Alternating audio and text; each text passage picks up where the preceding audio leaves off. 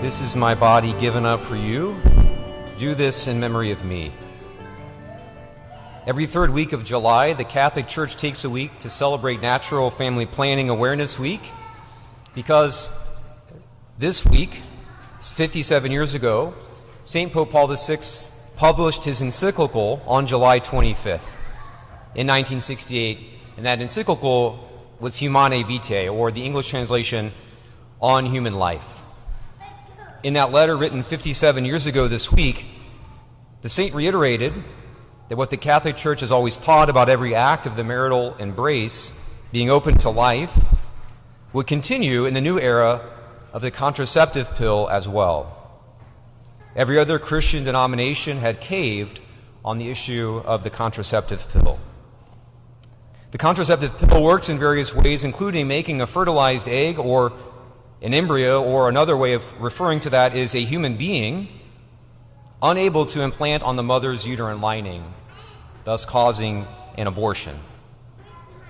In that same encyclical letter, St. Pope Paul VI put forward natural family planning as the way for Catholic couples to space children in a morally acceptable way, ensuring that every time a couple embraces in the marital embrace, it is open to life.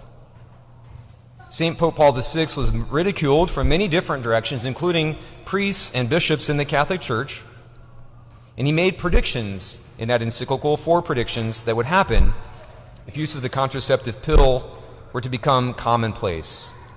And in 2025, his predictions have all come true. St. Pope Paul VI also said in his letter on how to spread the gospel in our era that, quote, people no longer listen to teachers, they listen to witnesses. And if they do listen to teachers, he said, it is because they are witnesses. So, in the witness category, first of all, if you are practicing natural family planning, do not be embarrassed about that. Do not be embarrassed if you receive ridicule, whether it's from the larger society or parishioners. Live it with joy. If you have used the contraceptive pill in the past, don't be afraid to let others, including grown children, know that you regret that.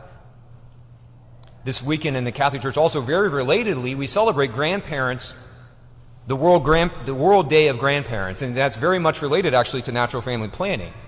Because yesterday, again, we had the feast day of Saints Joachim and Anne. Joachim and Anne are the grandparents of Jesus. They are the parents of our Blessed Mother, Mary.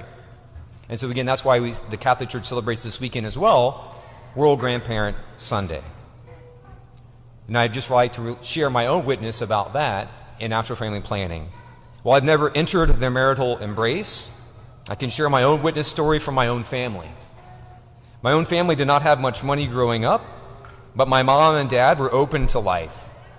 And despite being ridiculed by some doctors and nurses, and even from my fellow Catholic parishioners, their fellow Catholic parishioners, my parents trusted in God's plan for their lives and gave birth to 11 children.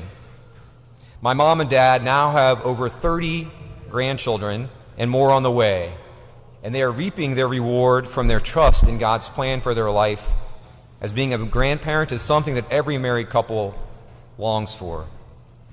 And as again I just mentioned yesterday, was the feast of Saint Joachim and Anne, who are the grandparents of Jesus. They were clearly blessed in their role as grandparents of Jesus as well. And again, that is why this weekend we also celebrate World Grandparents' Day. In conclusion, I know that there are many Catholic marriages in our parishes that carry a tremendous cross of infertility.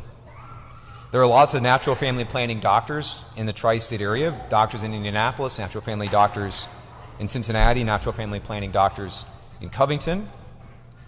If you need a recommendation, please feel free to email me.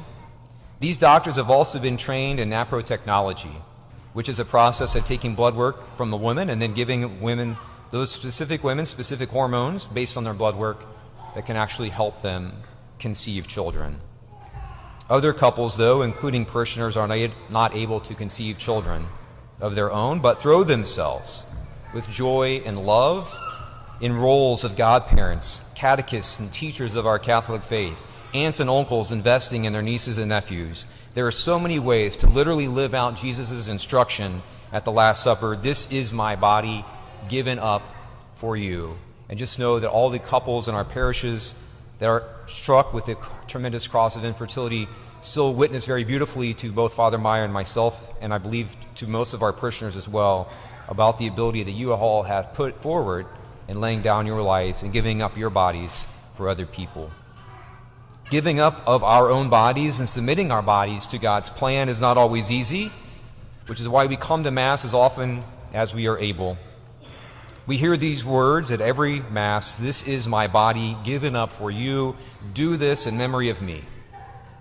And then if we are not in a state of mortal sin, we are able to actually receive Jesus' body, blood, soul, and divinity in the Eucharist, giving us the spiritual strength to go forth from this Mass and every single Mass that we come to, doing the same thing with our bodies as well, giving up our bodies in memory of Jesus.